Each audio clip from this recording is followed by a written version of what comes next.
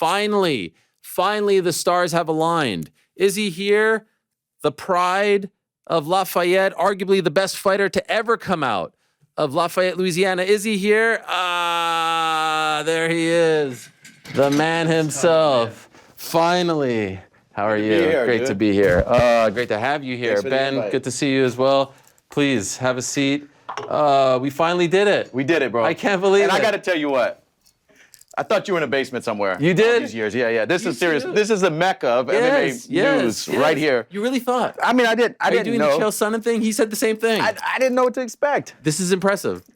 Not only this setup, the building you're in is nice. What about this? Right here. See? Always here. Yes, dude. I see it every week. I love it. Every week.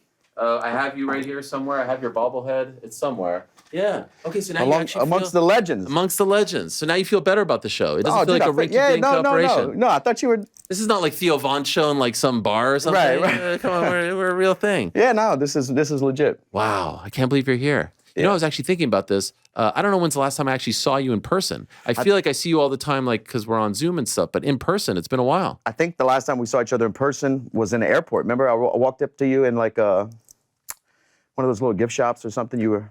Damn, that was a long-ass time ago. That was like pre-pandemic. You're so big, I don't even remember. I remember. Shit, I'm sorry. It's okay. I thought it was like Atlanta.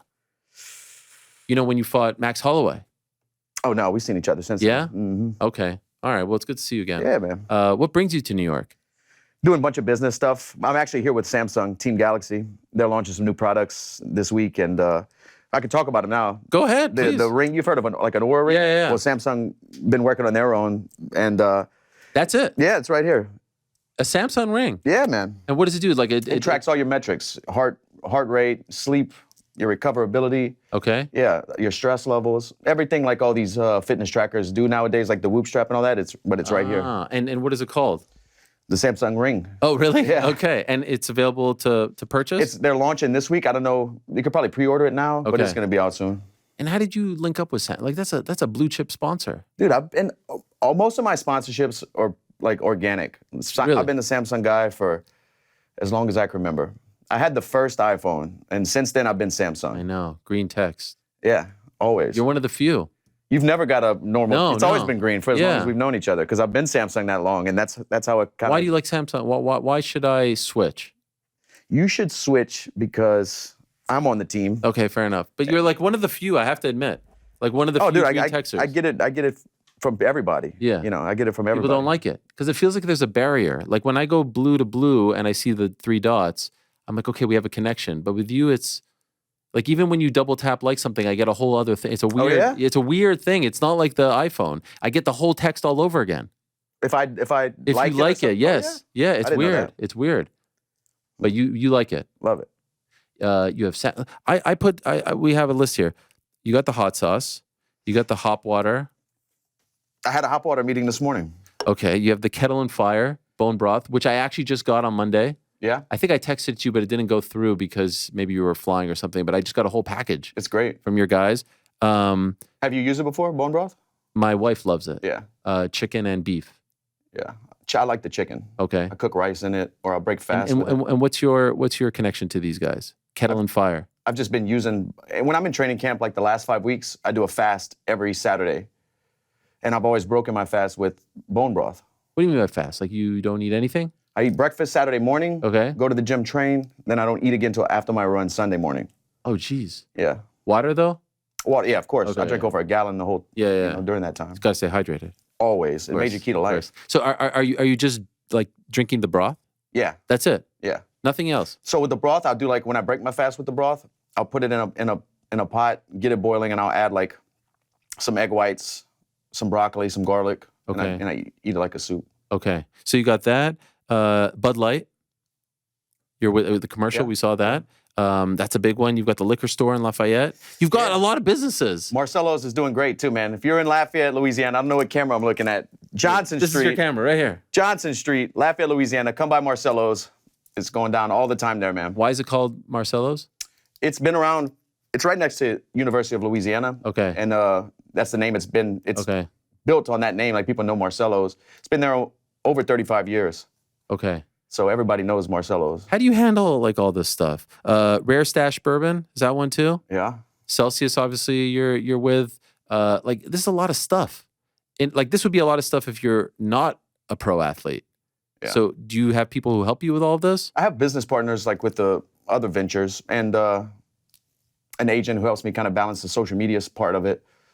But it's a lot, and being a father and a fighter, and it's a lot.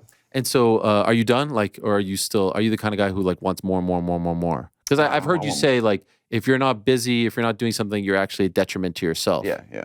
I need to be in the mix with something. I want more. Okay. And so here we are, almost exactly a month removed from your last fight, right? It was June 1st. June 1st. Yeah. We spoke like a week later, but it was still kind of fresh. How are you digesting it? How are you handling it? So dude, it's different feelings every day. Like after that fight, I felt like, okay, what else can I do in the sport? How much more do I need to climb? Another title shot. Like, why am I fighting? And then in that moment, I felt like that. And then I go home, weeks pass by, and I'm like, man, I want to do it again. I want to do it again. It's just I don't know. My wife wants me to stop. My daughter wants me to stop, but I know I can beat these guys. That's the problem. Why do they want you to stop?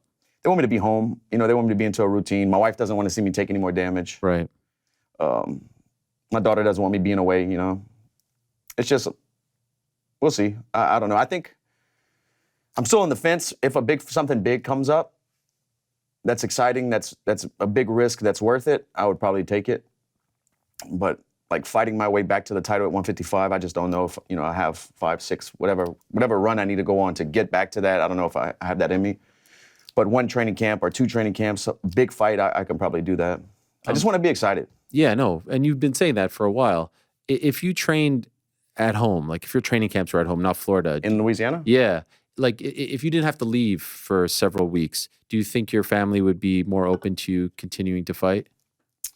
Well, my wife doesn't want me to take any more damage, but they probably would be more open to that. My daughter can stay in her school routine and with her athletics and tumbling and all that stuff she's in.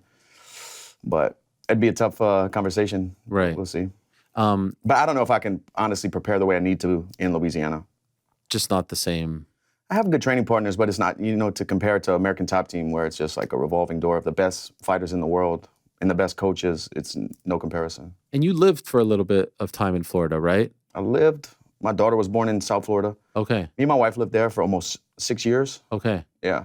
Was the plan to stay there or was the plan always to come back? No, the plan was to come back. Okay. But when I had my daughter, that like sped it up. I didn't want to raise my daughter in South Florida. We had no family. Right, okay. Did you like it there? I loved it. Okay. It's easy to stay in shape there. The gym's right around the corner. Everybody's health conscious, because the beach is right there. So everybody's like always in bathing suits and stuff. Right. So it's easy to, like Louisiana, there's not a smoothie shop and a fitness place on every corner. South Florida is like that.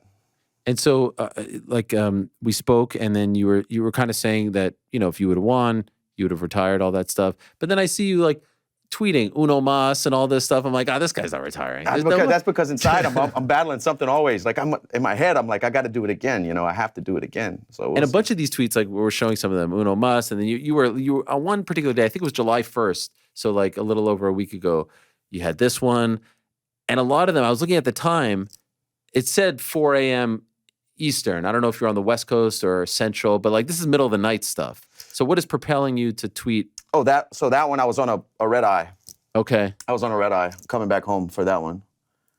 Yeah, those early ones are in red eyes. These are red eyes. Okay, Yeah, so what those are red are eyes. you just sitting there and contemplating, or are you just messing around? I'm on Wi-Fi on the plane. Yeah. And I'm bored. need to go to sleep. Yeah. Yeah. And why not? But is this you messing around, or is this authentic feelings? No, I need to fight something, I think. You do? Yeah. Okay, so you're not done. We'll see. I'm on the fence, but something has to make sense for me to do it. But if you're feeling like this, you know what I mean? Like you're Muscle Milk Mike, you're going back. Well, I mean, come on, dude. Look, no thanks. Retire. We good. Who the fuck is we? You just got here, buddy. You're not one of us. You're not we. I've been here. Right. Come on, dude. That annoyed you? We are good.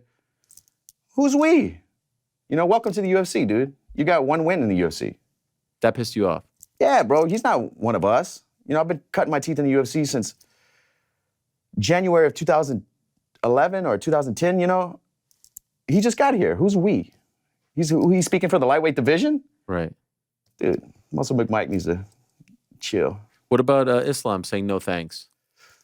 I mean, he's the champ, so, and he beat me. It's not like it was a controversial decision or something like that where it needs to be run back. He beat me. And, you know, we'll see what he does next. He's probably fighting Norman, Right. which is a big fight and a good matchup. So, yeah. Michael said that they were talking to him about fighting. Dude, he hasn't fought since I came out here and Yeah. ripped him, you know? So, I don't know. When we spoke, the fight was still on, the Conor Chandler fight. It got canceled a couple of days later. How do you feel about how all that played out? Dude, a pinky toe, it's like I've fought with so much injuries. Like Conor said, he fought with a lot of injuries. He doesn't want to. I've fought with a lot of injuries over the years. But a pinky toe doesn't seem like a reason to pull out of a fight, you know? But I don't know, like giving him his respect, I also don't know the severity of it. Like, did he damage ligaments? Is his muscle in his foot? Or, you know, there's a lot of stuff going on inside of a foot. There's a lot of small bones. So I don't know. If it's just a pinky toe, I think that's kind of, you know, not a reason to pull out of a fight. Are you surprised that Chandler didn't stay on and fight someone else, or do you understand him waiting? I mean, he's risking the chance of losing the fight if it ever materializes, you know, but if he goes in there and loses to someone else, do they give him that Conor shot again?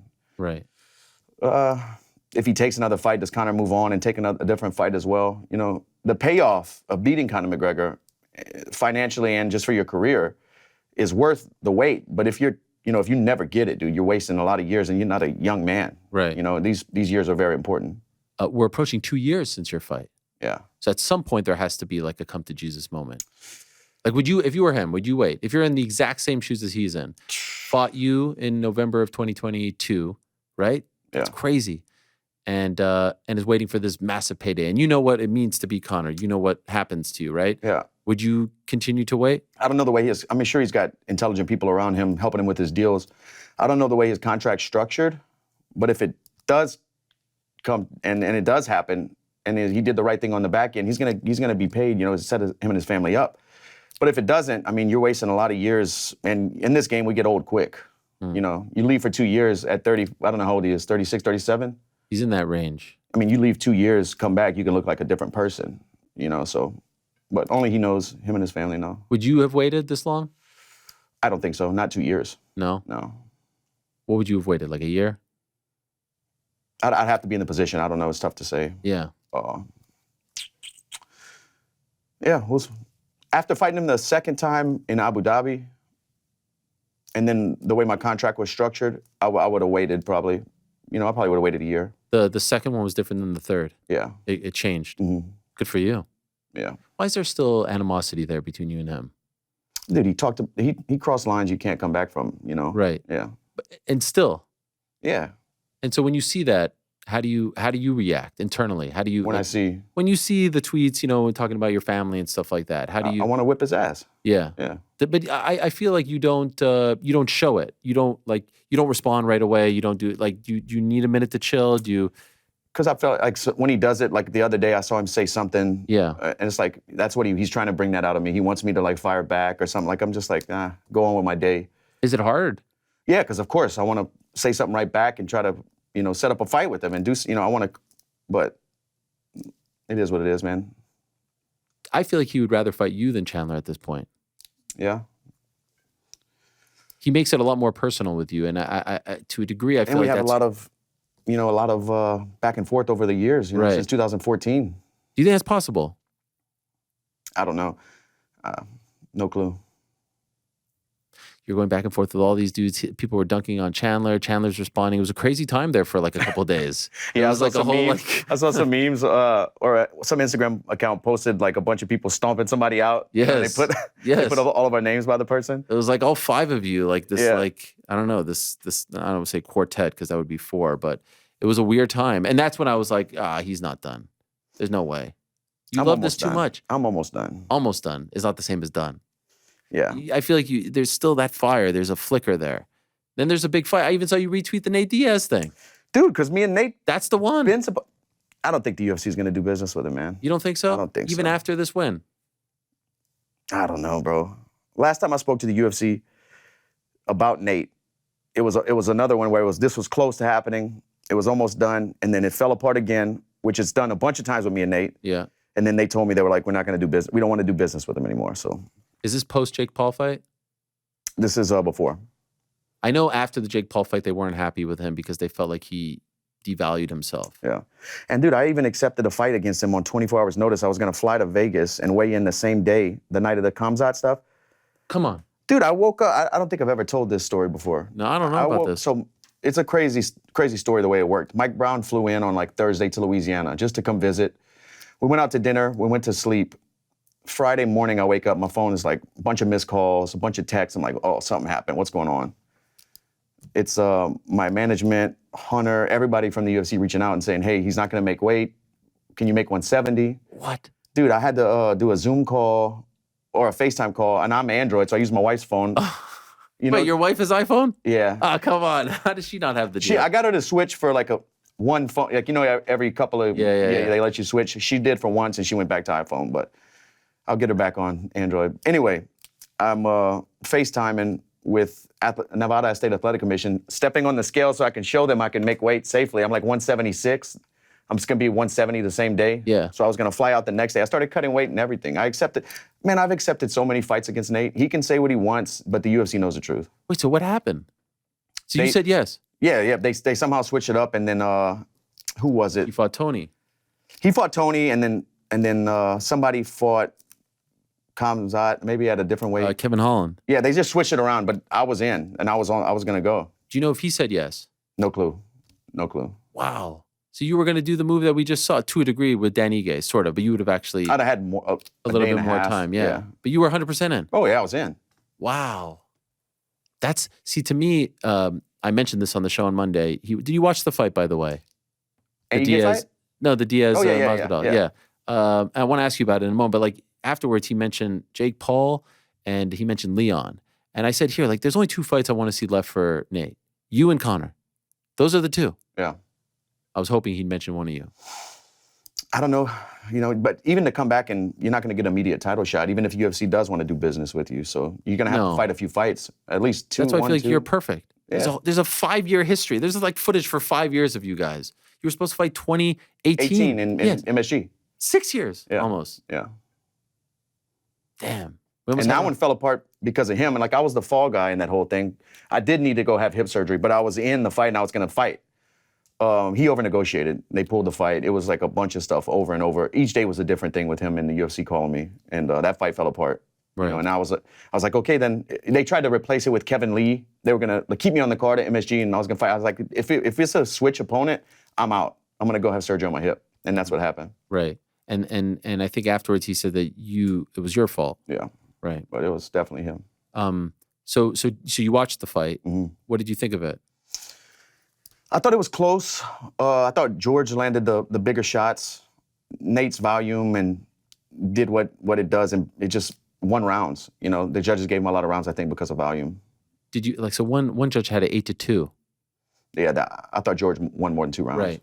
Yeah. What did you think of Masvidal? Like as far first pro fight, up there in age. Yeah, I mean he trained hard for this one. I know that he left American Top Team and was in maybe LA and Vegas back and forth. It seemed like he dedicated him to himself and he was in shape and good to go. He didn't really slow down a whole lot. You know? But I think he has pro boxing experience. Maybe from like way back in the day. Yeah. I thought he looked great, actually. He did. No, he looked good. Cardio looked good. I liked what he was doing. I just wish he wouldn't have fought southpaw the whole time, because he's a natural right-hander. Yeah. And when you're fighting a southpaw, that straight right is money, I wonder, I didn't get to talk to him why the plan was southpaw the whole time, but. Nate's style is so interesting, right? Like there's times where he's actually slapping you. Yeah. As a boxer. What people don't understand either about that style, man, is like it's wearing on the opponent.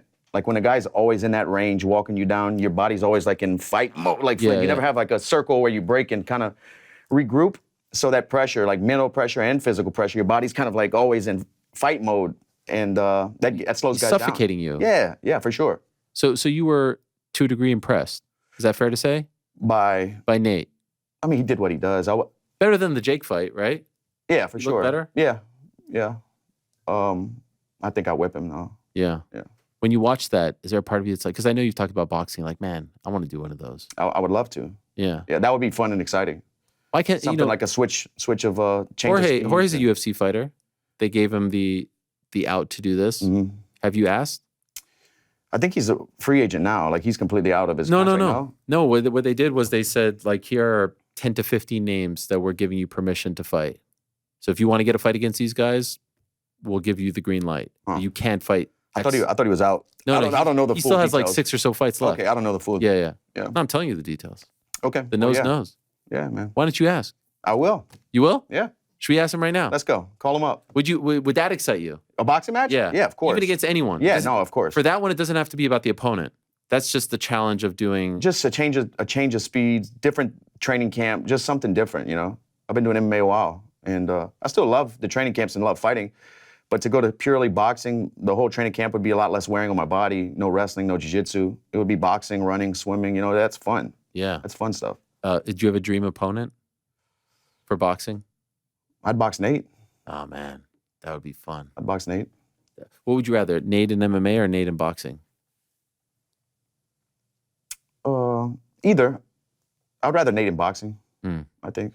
That was a good crowd too, right? It looked like it was sold out. Yeah. You know, that's a big arena. I fought there in Anaheim in 2012, I think, up against Pablo Garza. Oh, wow. Yeah. Old school. That was the first UFC on Fox. Yes, November of 2011. Yeah, first UFC. Oh, 2011. JDS knocked out Kane. You fought on the Facebook prelims. Did I? Remember that? Yeah. Every single fight other than the main event was on the Facebook prelims, including the co-main, which was Benson Henderson, Jim Miller. And that was a number one contender. They had a bunch of good. T-City might have fought on that card. There were a bunch of good fights. Yeah, that was a number one contender, but it was just the main event. One fight, and then it lasted 61 seconds. Yeah. Remember that? Mm-hmm. Crazy times. You've been around a long time. Dude, JDS is still out there battling every day in the gym and training. He's so much fun to be around. He's so much good energy, dude. Really? Singing and dancing everywhere he goes. Yeah, he's fun to be around. Always smiling. Yeah. Tremendous shape, too. Oh, yeah, for sure. He's on that good stuff. Yeah, them Flintstone vitamins. He's got the paying freaking off. abs. I see him. Did you watch his fight, the bare-knuckle? Yeah, against Alan Belcher? Yeah. Would you do that? I don't think the money, I don't know. Like, are you intrigued by it? Or do you feel like it's too gruesome? It's more of a pure way of fighting. I think chokes will be easier. Grappling is easier with no gloves. Oh, bare-knuckle MMA. Yeah. What about the bare-knuckle boxing?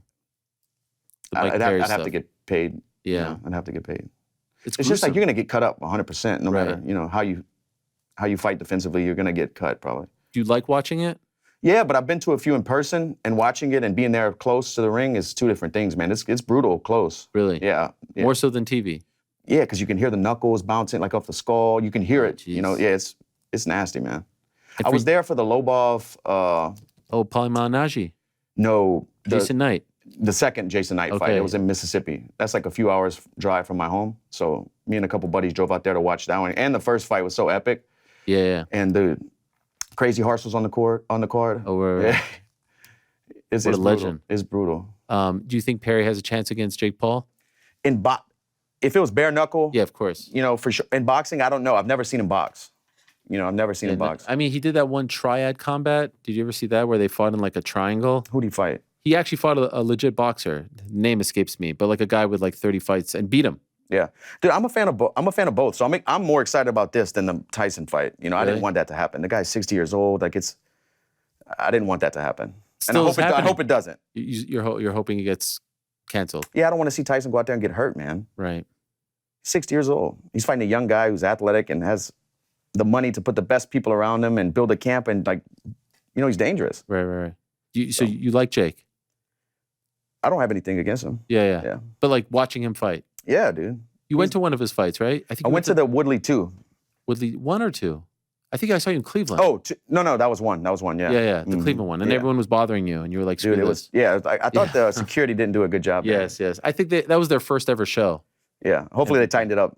You gonna go to this one? It was like a meet and greet. I know. I was like, come on, man, I'm trying to watch I saw these fights. everyone coming up to you, and it's like, golly. What helped me though, Dave Chappelle was up he had like a suite. He invited me from the ground to go up and watch with him, and I got. Your boys with Dave Chappelle like that? No, but he's from Ohio. He was at the fight, and I guess he saw or something. I was there, and he got the security to come down and bring me up. Oh wow! Yeah. So you watched the fight with him? Yeah. Was that your first time meeting him? Yeah. What was that like? It was surreal. You know, I grew up watching the Chappelle Show and watching his stand up. Half Baked. Yes. So it was cool. Do you have moments like that where you're like, I can't believe this is my life? I can't believe these people know who I am? Yeah. And like love and respect me? Yeah, it's cool, man.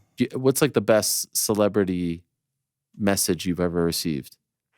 I mean, now you probably get a gazillion. I get a bunch. Like after this last fight, like Channing Tatum has been hitting me up a lot. We've been talking a lot. Wow. Zac Efron did. One of the cool ones was me and my wife were at some fights in Vegas, and Mel Gibson walked up to us. Man, I just want to introduce myself. My wife was like, "Oh my God, this Mel Gibson," you know? That's wild. Yeah. Zac Efron. Yeah. What did he say?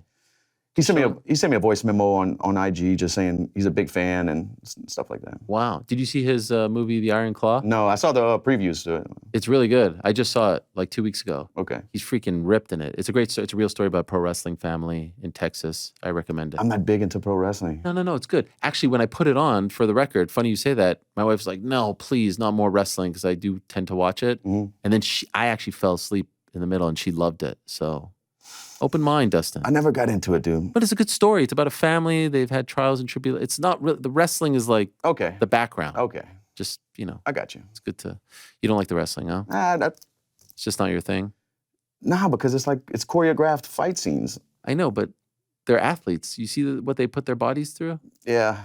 You don't like the athlete term? Well, King Mo's a guy I know who's done a little bit of it, and he was telling me how tough it is to train for these things. Yes. I'm like, dude, you're crazy. You're a long-time collegiate wrestler. You've been in some real hard competitions, and you're talking about wrestling, like pro wrestling is hard? Yes, it is, okay. man. It is. Trust me. Yeah. I mean, not like I've done it, but, I know enough about it. You were at 303? Yeah. What was that like?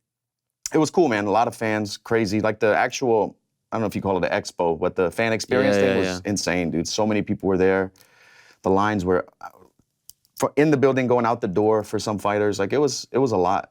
Does that ever get I've been a bunch of times, but I've never actually gone to the actual thing. It was a lot going on. Is it overwhelming? Yeah. Yeah, because it's kind of all open and stuff like that. So every barricade, people are yelling, leaning up against the thing. It's just like, it's policed well in there. It's just, you can hear everybody, and especially doing live TV, we're on live. Oh, right. Yeah. That's right. Yeah. And so like the love from the fans and all that. Oh, dude, the crowd got into a chant, one more fight, one more. Oh, really? Oh, yeah, yeah. Damn. I mean, it's amazing though, because like 10 years ago, people, you worked your way up. I saw so many like Jump the Guillotine shirts, and it was cool. Were they legit or were they bootleg? No, these were legit. They were? Yeah, yeah. Like I saw some bootleg shirts out there too, though. Yeah, but what about the analyst stuff? You like doing it? I like doing it because the thing is like live TV is a little bit different. I've always been around cameras fighting for so long. And even doing stuff with sponsors, it's usually teleprompter, so it's super easy. And you can do it as many times as you want. But the live TV, as you know, is like, you can't mess up. You gotta be on point. If they're in your ear telling you to follow what Chell just said, like, you gotta go. There's no pausing, no thinking. You're on live TV. So that part is exciting to me because it's like a challenge. It's something I want to do more. I want more chances at the desk. Would you like to do like the color analyst job, or do you like the desk job where you're more... So I've done one in Virginia a long time ago at a small show, but I've never really had experience doing color commentary, like play-by-plays, what's going on. Yeah. I'd like to try it, but the desk work pre and post-fight is fun, man. So you were there probably, they wanted to have you there because of Conor and Chandler, but it ended up being the Pereira show. Mm. This is absurd stuff that this guy's doing, right? You've been around the sport a long time. I mean... 9 fights. 2 division world champion. Yeah. And like I even said on the post show, he's starting to get that aura. Like he's like a Fedor had or an Anderson had. Great point. In the lightweight division, light heavyweight division, like who's he gonna fight? Ankalaev? Yeah. Like I'm not nothing against Ankalaev, but I'm not excited. At the point he's at in his career, like he's a superstar. I want to see him versus Jones at heavyweight or some kind of, this is like a once in a lifetime thing. Yes. That's what I want. Do you think he can have the same kind of success? Like, do you think he beats Jones? Dude, I think if Jones wrestles. But even Jones is a lot bigger, longer. I don't know, Jones has never been knocked out. I think he has a very good chance. Of beating Jones? Yes. Jones isn't going to play the game with him. He's too smart. Yeah, but, he's getting up there in age. Jones is? Yes. But also moving to heavyweight kind of might prolong his, give him some longevity. Heavyweight's shelf life is a lot longer. 1 fight in the last 4.5 years, not great. Yeah. And even with the heavyweight division, bro, like Stipe's been out a good bit, you know? And like I was saying about Chandler, like we age quick. Stipe could come back and be, completely different person. I think Aspinall's the tougher fight. For Jones? No, for Alex. Because of his boxing. I don't want to see that, though. You don't want to see it? Nah. No, it doesn't do for you? Nah. I like Aspinall. I do too. It just doesn't have the same sort of... Yeah. Aspinall is like obviously legit. Yeah. He's the interim world champion. He's beat some good guys, but he doesn't have that aura that Alex and he's Jones newer. have. Yeah, he's newer. It's the perfect time for it. So you would do it now? I would. Bypass the Stipe fight. Yeah. And It's bigger. Yeah, it is it's bigger. a blockbuster, bro. It is big. It is big. Yeah. But then Ankalaev gets screwed. That's the thing. Sometimes you have to weigh the sexiness and the meritocracy. But that means UFC's done some crazy stuff. Yeah, no, I know. Like, is this a legit sport or is this entertainment? That's what you got to figure it out. You know, if it's legit sport, I guess the next guy in line at 205 would be Ankalaev, and you have to do it just for the respect of the game. But if it's entertainment, dude, John Jones versus Alex is the one. Is maybe the biggest non-Conor fight that they can make right now. Sure. Connor's still the biggest. Yeah. No matter who he fights. Yeah. What do you think? Is it sport or is it entertainment? Like, what would you like them to lean towards? Sometimes it's sports. Sometimes it just depends what day of the week, I guess. Like when they bypass some dudes for title shots, then you're like, you know what I mean? Like when some guys have to go, like when Bilal Muhammad has to keep winning. He's not the most popular guy, and they're giving title shots to other people like Colby. You know, then it feels more entertainment. Right. Or even the Chandler thing, like him skipping over Gamrot, Armin, all these other guys, you know, to fight for a belt like he said he was offered to him. Like that's kind of like, why? You know, I think, but also Chandler thinks he's a bigger draw than he is, I think. You think so? Yeah. He's getting up there a little bit. Good for him. Yeah. Would you do that one again? Would that entice you? Nah. No. Why not? I feel like there's something there. I beat him. Yeah, I know, but I feel like you want to beat him again. He's beating himself. He's doing a good job of beating himself. What do you mean? Dude, he's wasted 2 years. Yeah, but it's Conor fight. Yeah. Conor said fighting him is 10 times what he would make against anyone else. If he's making like, I don't know anything about his contract, and I don't like to speak on people's money because I have no clue. Right. You know, but probably at least 10 times. So it's kind of, I mean, I understand it. Yeah. If it doesn't happen though, then it's a massive blunder. Dude, it's horrible for him. Yeah. But I think he's got Dana White privilege too. So he'll be all right. He'll be all right. Meaning they take care of him? Oh, yeah. They'll take care of him. Why do you think they like him so much? Because he'll do whatever they say. In what regard? Like, what has he done so far that would back that up? I don't know. It's just the kind of guy he is. He's just a company man. Do you have Dana White privilege? No. You don't think so? Mm-mm. You don't think Dana likes you? I mean, I'm sure he does. You don't feel like you're one of his guys?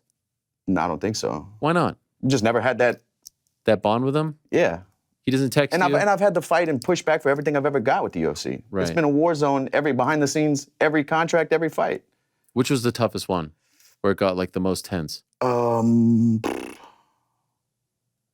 Probably before, when I was asking to be released before I fought Max, like in 2018 or 19 in Atlanta. You were asking to be released? Oh, yeah. Why? Because it was just, I don't know. I don't remember exactly, but they were offering fights that I didn't want. Like, it was just, I don't know exactly, but I was asking to be released then. And what did they say? I ended up getting a Max fight. Oh. So it worked out. An interim title fight. Yeah. You were just unhappy with your place in the company? Yeah, and the people they were offering me, and I guess where my contract was, I don't know exactly, but I remember that was like the closest I've ever been to being. You were. If they would have said yes, you would have walked away. Yeah. Wow. Are you happy you didn't? Yeah, of course. Yes. Yeah. Was that just emotion speaking, like to leave the UFC? Where were you going to go at the time? What, Bellator? Dude, I don't know. You didn't have a fallback plan? No, of course not. Was anyone? Did you actually say this to them that you want to be released? Yeah. And was anyone telling you behind the scenes like, don't do that? No. No. I mean, if they were, I did it anyway. And you were saying this directly? Yeah. Not through a manager or something? No, dude, I was tagging them on Instagram, tagging Sean, Mick, everybody, you know. Were they mad at you for that? No. I thought you were going to say the BSD one. We battled on that one too. Yeah. Can you tell us the full story now? No. Why? Because it's just none of the public's opinion or information they need to know. It was just a wild day. It was. You and said I was really out of the fight too. You were done. Oh, I canceled my wife. She was flying in like that week. I canceled my wife's flight. We had to rebook everything. You went to that extreme? Oh yeah, I was going home. I was leaving Florida. You didn't want to just kind of wait to see how the dust would settle? I waited too long. You were, yeah. Yeah. I was already in camp. I flew myself out. I was in camp a few weeks at the time, and it just came to a head. I was like, today's the day. I remember, I hope you don't mind me saying this, like when, I remember where I was because it was a Sunday night and they announced the fight. The Bills had just beaten the Dolphins. I was very happy and I was about to go to bed. I was watching football or something too. Yeah, it and my was a phone just Sunday started night game. going off. And then I texted it to Yeah, you, and yeah. you're like, what? I said, oh, wow. But you don't want to tell us the whole story. We fought. You fought. Contracts got signed. We fought. Were you happy with the way it got settled? Yeah. I mean, you ended up getting a title shot in the end. Right. In the And that had nothing to do with the negotiation or that fight itself. The title shot pending on it. Yeah. That had nothing to do with it. No, That's but I just the way mean, it I fell. just feel like it shows that you're in pretty good standing with the company if they're giving you a title shot after that win, no? Yeah, but even that week, I was telling all the people interviewing me, like, I think I'm one big win away. Sure, you know? sure. But if they don't like you, they're not giving you a title shot Yeah. after one. But I'm putting on fight of the years and fun fights every Listen, time. you don't have to tell me. Yeah. I'm like your number one. But I'm just saying, like, if you're in the doghouse, they're not going to do you favors, right? Right. Isn't that kind of how it goes Yeah. to a degree? But also, like, me going down the rankings and fighting a guy, Yeah. like a younger guy like I did and finishing him, Do you feel like you open, I feel like that's a thing at 55 and 70 where a lot of guys want to squat on their spot. Yeah. And then after you, like Ortega takes the Lopez fight, I know it didn't work out, but that was almost the same exact, like he was, I think, 2 and Lopez was 11. Do you think that what you did opened some people's eyes to be like, yo, stop worrying about the numbers? Really, all that matters is how you win, right? Yeah, I mean, you go out there and finish guys It doesn't matter. with a highlight, something big's coming next, for sure. Right. Just got to win. Winning solves everything in this sport. Yeah. Yeah. Do you feel like more guys are going to do that now? Or no, it's still like that? It depends the state of their division, because like where I was at when I took the fight with BSD, there was nobody for me to fight. Everybody above me was booked, or it just nothing made sense, or I had already fought everybody around me. Nobody was available. So when this fight came, it was like, I guess it's my turn, to do this. Now the talk is BSD versus Moicano, who you know. Yeah, I actually saw Moicano during International Fight Week. He was hanging out with Gilbert Burns, and I went and talked to him, and I told him if he needs help, I'll fly back to Florida. Wow. But I've been nursing a few injuries from this last one. But I think they're fighting in September. Yeah, 28. Yeah, so probably like August or something like that. Maybe end of August, I can go help him out a few weeks. Do you like that fight for him? Honestly, I think he submits BSD. Wow. Yeah. Really? Mhm. He's on a roll. He's looking And good. his jiu-jitsu is really good. Yeah. And he's strong for that weight and big. And by the way, how are you feeling? Like the nose, the knee, the ribs? I can't breathe. My nose is messed up. Serious? Ribs here and there, like that's a time thing. It's healing. And my knee, like I can still run and everything. Only if my weight's off of it or if I pivot hard, I feel like some weakness. But I've been doing physical therapy every week since the fight. Okay. Multiple times, and that's another time thing. So no surgery. No surgery. Oh, my face needs surgery. They want to do it in October. Why so late? They wanted to do it Monday after the fight, but I had the ESPN thing coming up. I had a commercial shoot with Samsung, and I couldn't have, my face is going to be busted up. I'm going to have stents in my nose. Jeez. Yeah, a cast. I had too You much wanted to stuff do it the Monday after? Like 2 days later? Yeah, Why so soon? Because it was bad? because wasn't the bones weren't set yet. They can move things around, reset it, and without, now they got to re-break it. Ah, man. Yeah. And so you delayed it, and why October? Like, why not, I don't know. I just have a August? bunch of stuff coming up. Okay. Yeah.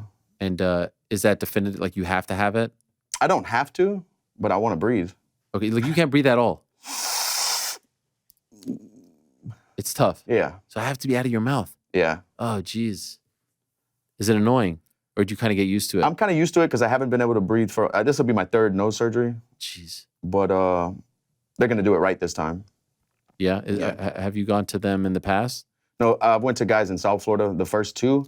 This time I'm going to Nashville with some guys from Vanderbilt, and they're going to do like two doctors are going to work at the same time. So an ENT and a plastic surgeon. They're going to do it open, so they're going to cut it open, like in open nose surgery. Yeah. Really? Yeah. Oh, my gosh. They're going to use some more cadaver and all kind of stuff, dude. You go under, right? Like, Oh, yeah. Okay, I would hope so. And what's the recovery? But I would rather I'll tell everybody this, I would rather break my nose 5 times than have one surgery. Dude, the surgery sucks. Yeah. Yeah. So what's the recovery time? Like, how long are you in the sidelines for? I think maybe 4 to 6 weeks with the stents sewn into my, and they're deep in there. Damn. And then I would say after surgery, 8 weeks, I should be good to get punched in the face. Okay, so I mean, like we're talking 2025. Like, If I have it in October, depends when exactly. I might be able to fight December. might be able to fight. Get out of here. Oh, dude, I'm serious. But if something comes up big, I'll push the surgery off. I don't need to have it. But there's really nothing that could fall into that category, in my opinion. I think next summer you're back. Yeah. That's my prediction. Like International Fight Week time frame. Like a year? Honestly, around that, yeah. You'll have the surgery. You'll be good to go like January or so. You'll be like fully good to go, right? And then you'll start to get the itch. The division will kind of play itself out. Maybe Conor fights Chandler in December. Hopefully I think that's what they're looking at. And then, We'll see. that's what I feel. Full year. By then you will have convinced your wife and daughter that it's okay. You will have been at home. You may annoy them a little bit. They're like, okay, you could go to Florida now. That's what I They'll feel. be like, yeah, get out of here. Yeah, get out of here. You've We been could here use a long enough. break. And then maybe that's the last one. Yeah, we'll see. There's no more than 2 left, in my opinion. For sure. There might not even be one. I don't know. I'm just saying if I were to set the line, Yeah. I'll go with break even. Yeah, we'll see, man. I don't know. I hope she doesn't One get day at a mad at me time. for saying that. Oh, and thank you, man. Thank you guys for the good fight check. Yes, no problem. Yeah. There was actually an issue with the check. Did you hear about this? Yeah, my wife said it got returned or I don't know what the something hell like that. I was like, Ariel's good for it. Yeah, This no, is no. This is a miscommunication. You know, I've never seen this before. I got a text saying, "Is this real? Is this a real transaction?" Have you ever done this before? Where Chase sent me a text. I wrote yes, and they're saying good, and then I got a notification that it was sent back. Yeah, I got sent Then I back. was like, I was telling my wife, I was like, now the Poiriers think that I'm not good for it, that I'm sending out Wrote us a bounce. rubber check. Yeah, and then I actually wrote it in my emails as a note to physically give you the check here today, Oh, yeah? and I forgot it at All home. good. All good. But I will send another one. I don't know what happened. I'm going to blame the bank. It's for all that. good, man. We're going to put that towards the backpack Yes. back to school drive we have going on August 3rd in Lafayette, Louisiana. So I was listening. we're actually, a lot of the pencils, binders, and stuff are starting to get delivered now. So we're about to ramp up to do that, dude. Did you do the auction? Dude, man, with that, people have done this before. Somebody waited till, and I was on the fence about selling this stuff, because if this is my last one, it's the first UFC fight with gold gloves, first championship fight. I had custom shorts. I was like, I might keep this, but I was like, I'm gonna sell it. I'm gonna sell it for the foundation. Somebody outbid the last bidder at the last minute, and They did that for the BSD fight too. People do it all the time, you know. People suck, man. And so do you have to put it back? Actually, Ali reached out to me. Khabib wants to buy it. For this one? Yeah, for the fight with Islam. Okay. So I'm trying to figure that out, see if that goes. Damn. And could I ask what it was at? The highest bid was $25,000. And then some. And these, and that was gonna go towards the back to school. The back to school usually costs us like $40,000-$50,000-ish to do these backpacks every year. So all these, the sell of the shorts, your check, all that's gonna really get this done, But we'll see. We'll see what happens with Ali and Khabib. If they do, if not, I'll relist it. It just loses a little bit of that momentum because it was right after the week after the fight, Yes. And did you list the BSD one? We sold that one. Was it for the same amount? I don't remember. I'd have to ask my wife. I don't remember exactly. The reason I ask is because I was watching your interview with Theo Vaughn, the last one. I know you've done a couple, but you were mentioning the same thing happening. Yeah, people do it And you were bummed that you had to relist it because you felt like the momentum was going down a little bit, and that's annoying. Yeah, I think actually the BSD fight, somebody from Louisiana bought it, and they sent me a message. I haven't signed it yet, but they said, we'll buy it as long as you come in person and sign it.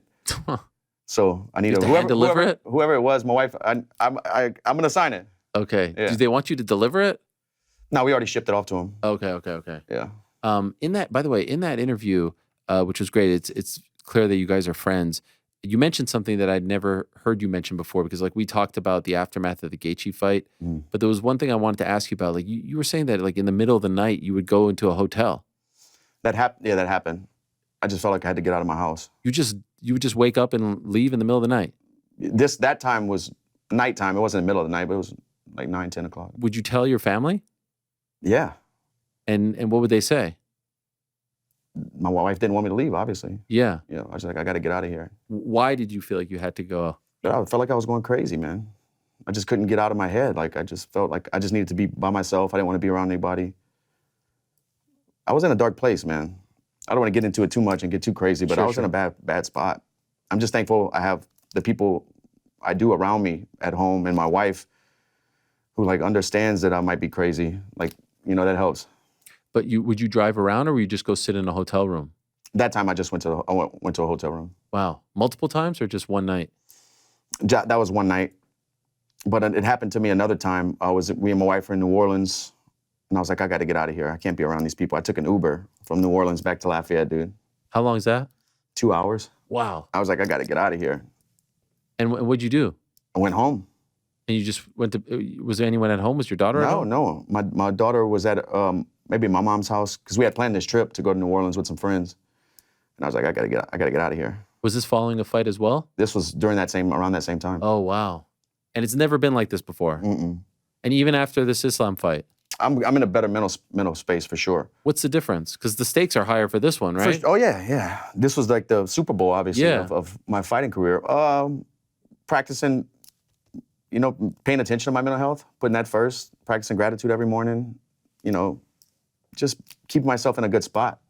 What does practicing gratitude mean? Just waking up, writing down what I'm thankful for, writing down the plan for the week, like what am I trying to do this week? Just plotting things out. That's it. Every morning, write something down, write a few things down, what I'm thankful for, and how to process the thoughts that do come into my head. I've been doing after the Gaethje fight, I started doing counseling. And that kind of helped me put things in perspective in my brain, how to address the thoughts, You spot them, stop them, and swap them. I like that. Yeah. You still do it? Yeah. You still do the counseling? Yeah. No, I haven't been in a while, but I wouldn't mind going back. Because I'm fine. Yeah. But I wouldn't mind going back. I think, and speaking about it, people think you're tough and you can't, as a man, you don't talk about going to counseling and stuff like that. But dude, we all have voices we're always talking to ourselves. We talk to ourselves more than we talk to anybody. Yep. So you want to talk to yourself nice, be nice to yourself. And sometimes you need a little help, directing those thoughts or understanding why you're going through what you're going through. And I'm not scared to admit it. The writing, I'm very interested in this topic because I've gone to therapy too, and I feel like I am in my head a lot. I've never done the writing stuff, the gratitude. Oh, dude. Is it possible that you're doing the same things every day? Oh yeah, a lot of days it's the same stuff. Same stuff, and that doesn't feel redundant? Mm-mm. Really? No. So why do you have to do it? Just to remind yourself? It just starts your day off on when you write it down, you just have so much. You realize oh man, I'm living the life. I'm blessed. My family's healthy. I have everything I ever could ask for. Just to see it every morning, write it down. And I think there's power in writing stuff down. Yeah. Thinking it is one thing, but putting it on paper and writing it down is good to do. Did someone tell you to do this, or did you kind of just figure it out on your own? I think a little bit of both. Okay. Yeah. What's interesting though is this fight was so much bigger. So that was the first thing I thought of when you lost the fight. I was like, because I remember us talking how intense it was, and so I was worried that it was going to be worse this time. I never dipped down bad after this one. Never. Is it because of the work that you did over the past year? I think so. Really? Yeah. Of course, bad thoughts and stuff came into my head, but nothing stuck. Nothing put me in a slump. I never felt, I woke up each day still ready to go. Good. And at this point, it's not going to happen, right? Enough time has passed? From this past fight? Yeah. Yeah, no, I'm You're in the clear. Yeah. It still sucks when I think about losing and how close the fight was and things like that, but I'm not going to fall into a slump or I'm good. Are you worried that, is there a part of you in the immediate aftermath and you're like, I hope this doesn't hit me? Do you think of it that way? Just going through life. I don't really think about it that far. Okay. Yeah. And because so much was put on you finishing the story and all that stuff, I'm looking at that from a different, this is my story. If it's meant for me, it won't miss me. I really believe that. And it wasn't, maybe it's not meant for me to be the undisputed world champion. I don't know. I'm just going at it that way. I'm looking at it from a different perspective, man. Wow. This is my story and the way it's supposed to be. What's supposed to happen, happens. And I did everything I could. I tried my best, it is what it is. How did you come to that conclusion? That's a very mature conclusion. Because I was just going to ask you, do you feel like it clouded your entire legacy and career? I did it all except the big one. This is a much better way of looking at it. No, this is my story. Everybody, of course I would love to have been undefeated and been the undisputed world champion, but this is my story. This is the path I've taken, the way my career went. It's not that if I would have been doing things where I can look back and say, man, I wish I wasn't partying, or man, I wish I would have trained harder, or focused more on on this martial art or whatever. No, I did everything I could. What else can I do? When I look at it like that and think about everything that was put into these fights, I got beat. It sucks. Because I still feel like I can beat anybody in the world. I feel like I'm the best in the world, but this is the way my story went. I can't rewrite things, so I just take it and keep moving. And against 3 of the greatest of all time. Some people get an easy road to the title. You have, like you're kind of like, And that's my story. yeah, no, I know. I'm just saying, like some people play in Michael Jordan's era and they just don't, like Patrick Ewing, Charles Barkley, those guys, Khabib, you know what I mean? Yeah. But that's a great way of looking at it. Yeah, I mean, I feel good about looking at it that way. It feels right to think about it that way. And yeah, that's what it is. You also notice that the fans don't view you any differently. No, they want to see me fight. Not only that, but they don't think less of you because you didn't get that title. Do you know what I mean? Yeah, I think a lot of them were on the journey with me too. Like I've always said, the Fightville documentary, and it's been documented. A lot of my career, has been documented. So the longtime fans have seen the ride, the roller coaster this career has been, and I guess they appreciate it because I'm just like them. I'm not like a lot of times fighters get like this, like we were just saying, an aura or like, but I'm just a man out here trying to chase my dreams and fight people and be the best I can. Make mistakes, get back up, do it again. That's everybody out there. I am that. I am you. So people kind of are drawn to that, I think. The Rogan, I'm just a man. Was that off the top of your head? Yeah. You've never said that before. I might have, but I didn't think about, That's a legendary line right there. Like I've never heard that. No? No. I've never heard anyone say that. Yeah. Incredible. Some of those moments that you have where you say these like very profound things, like you're not a very verbose person. Like you know what I mean? Like some people like talk and talk and talk and talk, but you're like little short words of wisdom. That's why I think you could be a public speaker.